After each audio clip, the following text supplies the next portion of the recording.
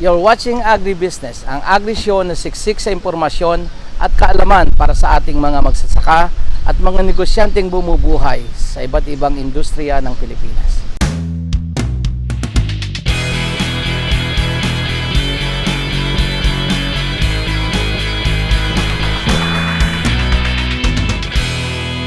On today's episode, know the potentials and demand of the newly introduced dragon fruit in the Philippine market and learn how to start your own dragon fruit business from proper cultivation to packaging. All these from the pioneer in the dragon fruit business, si Lance Agri Farm of Indang, Cavite.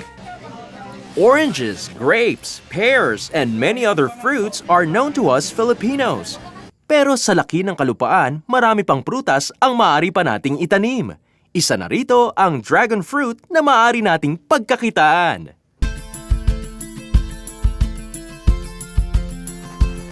Dragon fruit is known in our neighboring countries.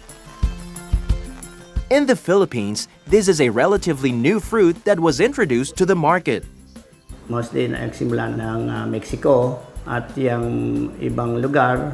Ang Vietnam ay isa sa pinakamalaking producer din ng dragon fruit. Sila ay nasa 30,000 hektarya ng taniman at sila rin ang nangungunang exporter sa buong mundo. Ang dragon fruit ay ang tawagin nila is Queen of the Night, yung bulaklak niya. Ano? Yung prutas ay King of all fruits. Sa kasalukuyan ay napakaganda naman ang production nito. Kung tawagin nga ito ay exotic dahil hindi pangkaraniwang nakita ng ating mga kababayan. Eating dragon fruit has many health benefits for our nutrition. So ang dragon fruit kasi talagang napakaraming health benefit at nasa research naman yan. So napatunayan niya ng ating mga kumakain niya na napakaganda naging resulta sa kanilang katawan. Sabi nga nila, base doon sa ating mga na-research, ay mataas ito sa calcium, mataas din ito sa fiber, sa vitamin C, antioxidant siya, mapapababa niya ang ating cholesterol, at marami pang ibang benepisyo. Starting a dragon fruit farm needs only basic requirements. Ganun pa man, may kalakihan ng kapital na kailangan upang simulan ito bilang negosyo. So number one ay ang requirements diyan, yung lupa natin gagamitin, kinakailangan makita natin kung ano yung acidity o yung ganda ng lupang tataniman.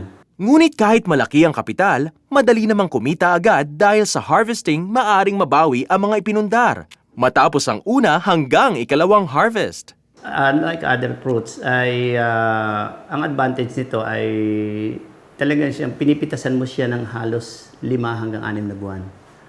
Mag-i-start ka ng May, June, July, August, September, October. Umaabot pa kami ng November. Medyo 6 months itong titigil, hihinto para sa and then preparation na naman for another season.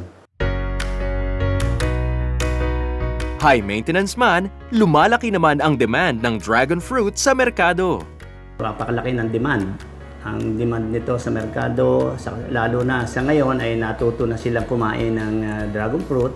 Ang customer namin ay halos dumidirekta na sa farm para makakuha laang at makabili ng produkto. Maliban sa growing demand, ginagamit din ang dragon fruit bilang source of raw material for different products like soap, vinegar, wine, and jam. So ang mga potential product na katulad ng ginagawa namin at sa ngayon, gumagawa kami ng wine. So wine, gumagawa rin kami ng jam, ng jelly at saka soap. So yung soap is nanggagaling siya doon sa stem, no? So yung stem ay may natural oil. At yun yung natural oil na yun ang ginagamit para mabuo ang sabon. Yung vinegar naman, once na hindi naging alak ito, ay yun naman ay magiging vinegar na. Malaking negosyo na sa ngayon ang si Lance Agri Farm.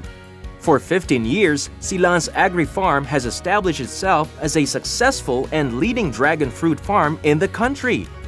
This is because of the hard work in maintaining the management in their farm.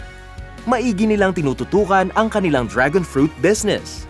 Ang nagiging successful sa pagtatanim nito ay kinakailangan yung magtatanim ay nakatutok o nakapokus. Sa pag-aalaga niyan, full-time tayo. Yung panahon natin, full-time tayo sa pagtatanim. High risk, high maintenance, high demand. Malaki ang potensyal sa pagpasok sa isang dragon fruit business sa pamamagitan ng pagbebenta nito.